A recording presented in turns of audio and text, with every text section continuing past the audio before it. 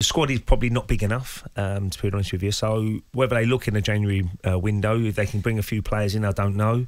But it's a situation where maybe the Leeds fans might have a slight argument to say, well, has he got a plan B? If it isn't going well, how does he change it? Yeah. He doesn't change it too often, Ali, does he? No, he doesn't, mate. Even against the big side, sometimes you have to say, well, we can't play like that because they're just pass us off the park and beat us very comfortably. Can we play a different sort of way?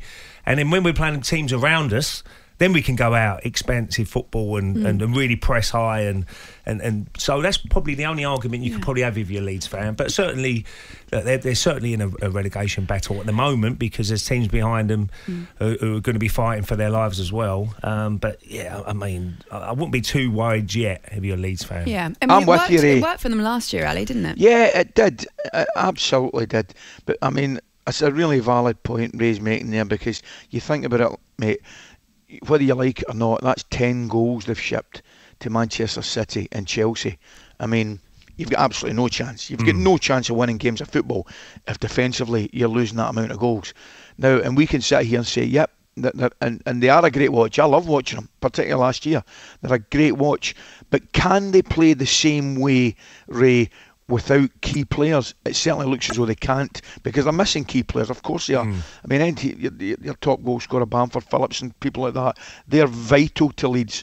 So we understood that was the way he was playing last year and he went with it and he stuck by it and that was his tactics and good luck to him and they were a good watch. However, it kind of seems evident to me, Ray, would say that, with key players, they can't continue to play that way against the top teams or they'll just get absolutely battered. So this is more of a reflection of what he should be doing now with all these, without the tools that he usually has at his disposal. He's got to start to play differently. You've got to manage your squad and be more defensive. Yeah. At times you have to do that, and people do find you out. When last season they were superb. I thought what they achieved last year was brilliant.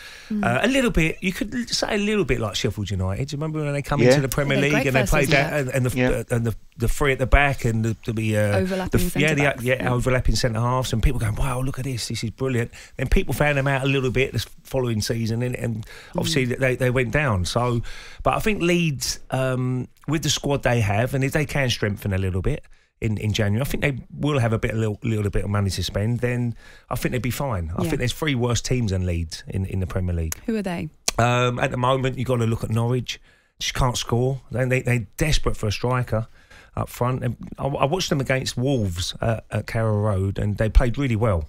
They was very unlucky. It was a 0-0 draw in the end, but they deserved to win the game. If they had a good striker, I know Pookie, he's a very good striker and he can get goals for you, but I think they need another striker in with Norwich, and they might give him a little bit of a chance to stay up. Newcastle, everybody's going to wait for this January window in Newcastle. I don't know what's going to happen, where they're going to go out and really splash a lot of money and try and bring players in to keep them up, but they're still in that relegation fight. And Leicester beating them the other day, that was pretty worrying for if you're a Newcastle fan, how they got beat. One more relegation. Do you know what? Every year Burnley try to somehow get out of it, didn't they? And Sean Dyche has got so much experience about getting teams out of a relegation battle. So Burnley, Watford, you've got to look at Watford as well. That's about it, really. I think Burnley and Watford. Let's go to James. James is a Leeds fan and wants to have his say on the situation that we've been speaking about with Bielsa. Hello, James. You right? Morning, not bad. A bit tired. Went to the game last night, so didn't get back till late, and obviously working this morning. So a bit tired, but not too bad. How are you? Yeah, not too bad actually. I feel all right. James, talk to us about your feelings about your manager at the moment. I mean, I think you've got to stick with him. Like that call last night is a plonker. Kevin Blackwell, what the hell did he do for Leeds? I mean, I love Simon Grayson, but fair enough, he didn't get us promoted from the Championship. So you've got to stick with Bielsa. Have to. I think if any team were to lose their spine, the captain, Cooper, Bamford and Phillips, they'd all be... If West Ham lost Rice, lost Antonio, obviously they've lost Zuma, they might lose a few more games. I think it's just an overreaction. I don't think the whole plan B is a bit of a myth because we didn't really press that high last night. We did kind of sat back. I mean, I think City was just unreal, to be fair. I think on Chelsea we sat back. We had a plan B. We didn't press as high and we did well. So I think that plan B is a bit of a myth, to be honest. Obviously, we do have a lot of injuries. So I think that plan B is a bit of a myth, to be honest. I disagree with Ray and Ali a little bit there, to be honest. Well, certainly, I've watched them against. Look, they're very attack-minded, aren't they? Going forward, it's fantastic to watch. But at times, you just to see a game out sometimes, and it's just being that little bit more defensive-minded when you're in front. Maybe you get everyone behind the ball and defend for 10, 15 minutes because you know there's going to be a reaction from the other side if you do go in front. To be fair, they show spirit, haven't they? I mean, they got the last-minute goal against the other day against Palace, and they scored late against the equaliser against Brentford. So they're showing a bit of character, trying to keep in games and trying to win games. But she's probably, as you mentioned there, if you lose a key players in your team and you haven't got a big enough squad to people to come in to replace them, then you are going to struggle. Any team would struggle, I should imagine, down that sort of area. I don't think defensively. Say that again, James. Defensively, we've not been as bad this season. Obviously, Man United conceded 5, Liverpool 3, and after that, we've not actually done that bad. If you look at our defensive record before last night, I think it was like maybe the 11th in the league, which isn't that bad. It's been going forward this season that we've been struggling, if anything.